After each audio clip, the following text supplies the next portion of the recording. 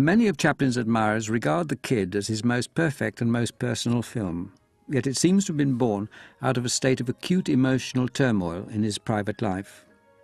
In October 1918, Chaplin had compromised himself into a hasty marriage with a 17-year-old actress, Mildred Harris. The couple had little in common, and Chaplin's personal boredom and frustration resulted in an acute creative block. He later wrote, "I was at my wit's end for an idea." Mildred became pregnant, but gave birth to a malformed boy who died after only 3 days. Chaplin evidently suffered acute trauma from this loss. But the responses of the creative mind are unpredictable. Only 10 days after his own child was buried, Chaplin was auditioning babies at his studio. Suddenly the creative block seemed overcome. He was absorbed and excited by a new plan for a story in which the little tramp would become surrogate father to an abandoned child. The film would be called The Waif. By chance he visited a music hall where a virtuoso dancer was performing. At the close of his act, the dancer brought on his 4-year-old son, a beautiful, sparkling little boy called Jackie Coogan. Chaplin had found his co-star. Jackie was a born mimic and could perfectly imitate any action or expression Chaplin showed him. This made him the perfect collaborator. Chaplin was the supreme and sole creator of his films. His colleagues all agreed that if he could have done so, he would have played every part in every film himself.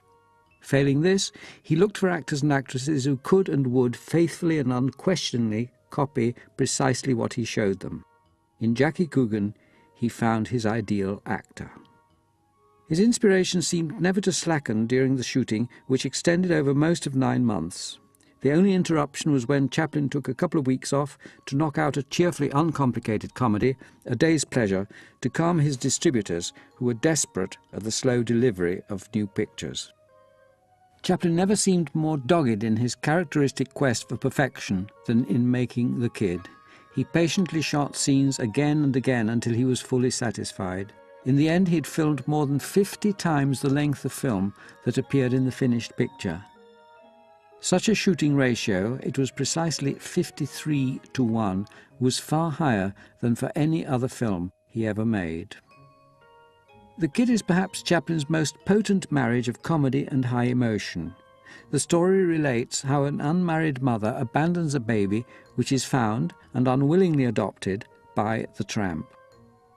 As the child matures to 5 or 6 years old, the two form a profitable business partnership. The boy goes round breaking windows, and his friend follows, earning an honest living by mending them again.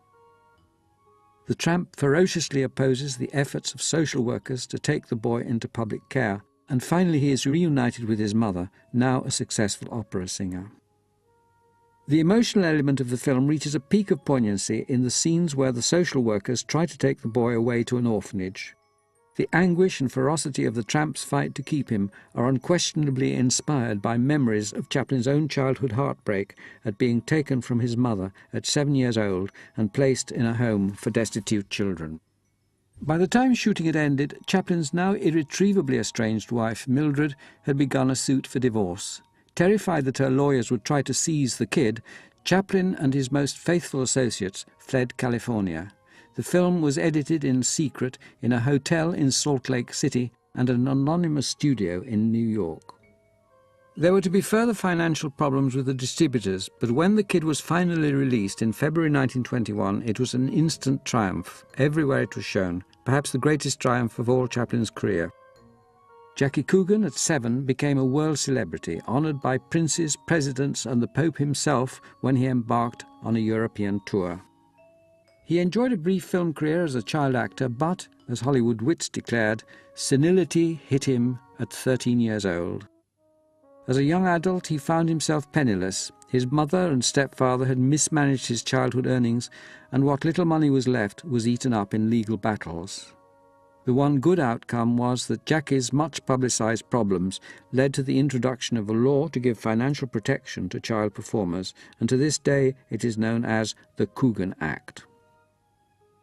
In later life, Jackie, once the most beautiful child in the world, achieved very different new fame as the nastiest of old men, Uncle Fester in the TV series The Addams Family. All this, though, was still hidden in the far-off future in 1921, when the kid gave Chaplin the only true co-star of his career and brought both Chaplin and the child to an unparalleled peak of world fame and affection.